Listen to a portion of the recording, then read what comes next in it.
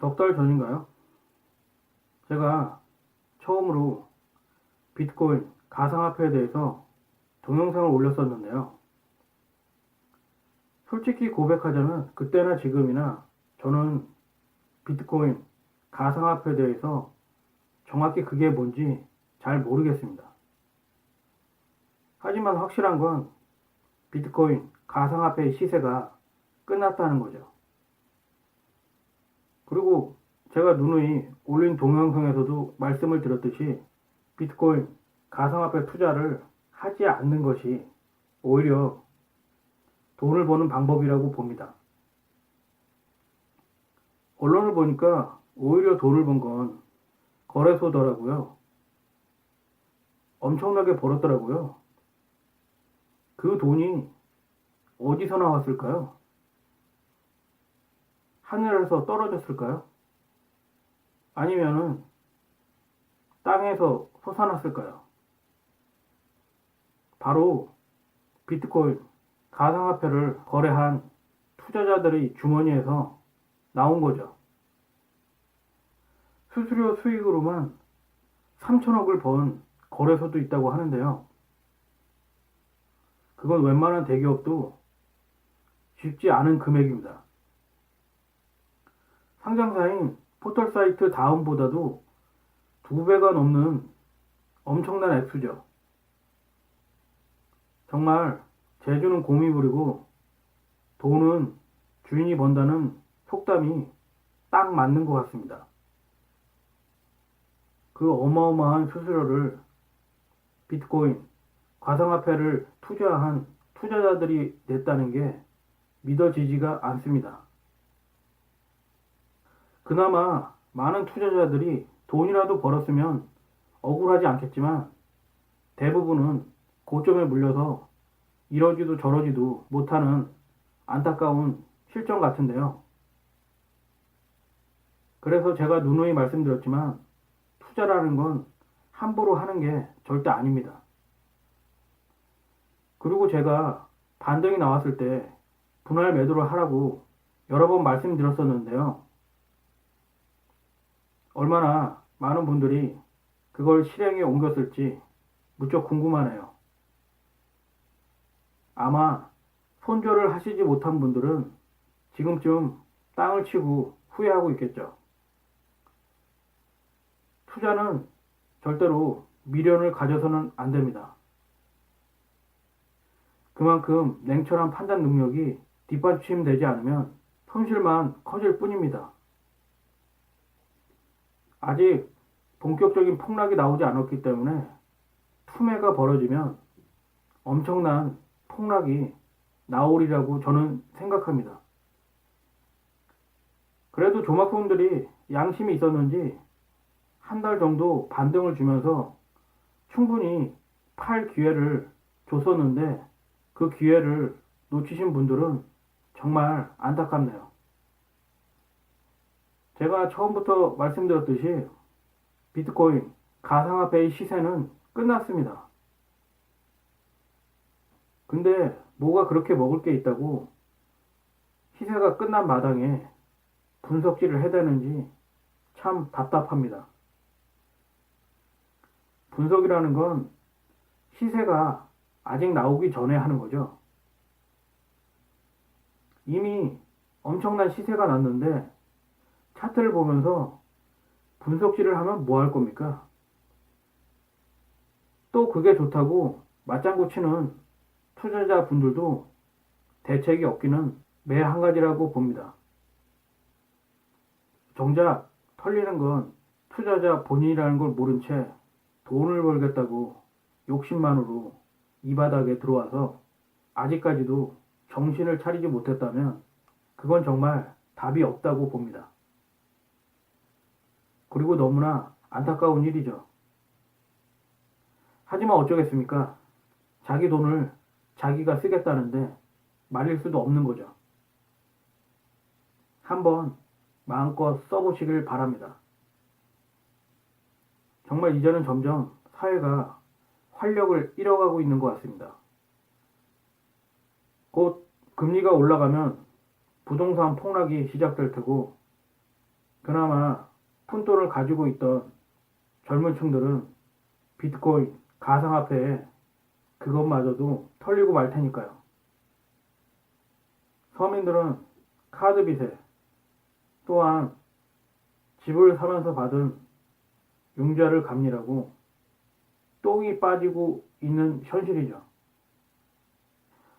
어쩌면 이 모든 게 그놈의 욕심 때문이죠. 현실에 만족하고 욕심을 버렸다면 아마도 대부분의 사람들이 지금보다는 더 행복해질 수 있지 않았을까 생각합니다. 여러분들은 반드시 명심하고 있어야 합니다. 누군가 여러분들이 가진 돈과 재산을 노리고 있다는 것을 말입니다. 그들은 교묘한 방법으로 그것을 노리죠. 여러분들에게 환상을 심어주고 그 대가로 여러분들이 가진 돈과 재산을 가져가는 겁니다. 그러면 여러분들은 찰나적인 달콤한 환상에 속아서 그 대가를 지불하는 것이죠. 이제 10년 동안 미뤄져 왔던 구조조정이 개인과 가족과 사회에 들이닥칠 겁니다. 그때가 되면 자신의 욕심이 얼마나 부질없고 그것이 오히려 자신을 옥죄는 함정이었다는 것을 깨닫게 되지 않을까 생각합니다. 앞으로 중산층과 서민들에게는 어려운 시절이 될 겁니다. 그동안 자신의 본분을 망각하고 사기꾼들이 만들어 놓은 덫에 걸려들었기 때문이죠. 앞으로 개인, 가족, 사회가 구조조정의 긴 터널을 빠져나오기까지는 시련의 연속일 겁니다. 그리고 한 가지 더 명심할 게 있다면 엄청나게 사기꾼들이 늘어날 것이라는 겁니다. 때문에 사기꾼들에게 속거나 피해를 보지 않으려면 함부로 돈이 있다는 내색을 해서는 안 됩니다. 그렇게 되면 여러분은 사기꾼들이 표적이 될 것입니다. 그러니까 절대로 누구에게도 당신이 가진 돈이나 재산을 자랑해서는 안 되겠죠. 제가 말씀드렸었죠. 육체 노동을 싫어하는 사람들은 그 대안으로 사기를 칠 확률이 높아진다고 말입니다. 제 이 말을 가슴속 깊이 새겨 들으셔야 합니다. 안 그러면 당신 자신과 가족들이 큰 낭패를 보게 될 테니까요. 그때 가서 후회를 한들 아무 소용이 없습니다. 때문에 지금부터 조심하는 게 최선입니다. 가족 위의 누구에게도 절대로 돈이 있다는 표시를 해서는 안 됩니다. 그게 같은 회사의 동료이거나 아니면은 친척이거나 아니면 선후배거나 그 누구에게도 절대로 돈이 있다는 내색을 해서는 안 됩니다. 어떤 분들은 제 이 말을 들으면서 속으로 이렇게 생각하실 수도 있을 겁니다. 아니 저놈은 무슨 사기꾼 타령을 저렇게 하느냐고 말입니다. 어떻게 보면 그렇게 생각할 수 있다고 생각하지만 저는 주변에서 그런 경우를 어렸을 때부터 너무 많이 봐왔기 때문에 아무리 강조해도 지나치지 않는다고 봅니다. 한순간의 실수로 자신과 가족들이 엄청난 고통을 당하게 된다면 그거야말로 정말 바보 같고 어리석은 짓이라고 봅니다. 돌다리도 두드리고 건너라는 옛 속담이 있듯이 어떤 경우라도 조심을 하는 것은 절대로 나쁜 것이 아닙니다. 특히 경제 상황이 나빠질 시에는 말입니다. 냉혹한 자본주의 사회에서 자신과 가족들을 지켜주는 건 결국 돈이죠. 얘기를 들어보신 적이 있나요? 복권에 당첨되면 어떻게 알았는지 그렇게 전화로 연락이 온답니다. 도와달라고 말입니다. 그것도 아는 사람들이 아니라 생판 모르는 사람들이 엄청나게 연락을 한다는 겁니다. 그만큼 인간의 돈에 대한 집착은 무서운 겁니다. 저는 제 브이로그 동영상들을 보는 분들이 경제적으로 어려움 없이 이 세상을 헤쳐나가기를 진심으로 바랍니다.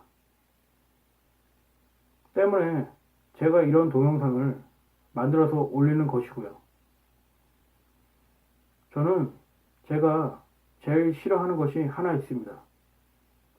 그건 바로 올바르지 못한 자들이 순진한 사람들을 이용하고 착취하고 가지고 노는 것입니다. 많은 드라마나 영화를 보시면 언제나 순수하고 정의로운 사람이 승리하는 것으로 그려지지만 현실은 그렇지 않기 때문입니다. 오히려 현실은 순수하고 선량한 사람들이 착취당하고 이용당하는 경우가 대부분이죠. 그렇기 때문에 여러분들은 여러분 스스로와 가족들을 위해서라도 강해져야 합니다. 그것은 단순히 생각만으로 될 수 있는 것도 아닙니다. 끊임없이 공부하고 노력하고 경험함으로써 자기 스스로를 단련시켜야겠죠. 하루하루를 아무런 생각 없이 그저 그렇게 살아간다면 결코 그것으로는 자신의 인생을 방어할 수 없을 겁니다. 올바르지 못한 자들은 모든 수단과 방법을 동원해서 선량하고 순진한 사람들을 호시탐탐 노리고 있기 때문입니다. 왜냐하면 그게 바로 올바르지 못한 자들이 본성이기 때문입니다. 그 본성은 결코 쉽게 바뀌지 않습니다. 그들은 그렇게 살아왔기 때문입니다. 때문에 희생양이 필요하죠. 그것이 바로 당신이나 당신의 가족이 될 수 있다는 것을 잊지 마십시오.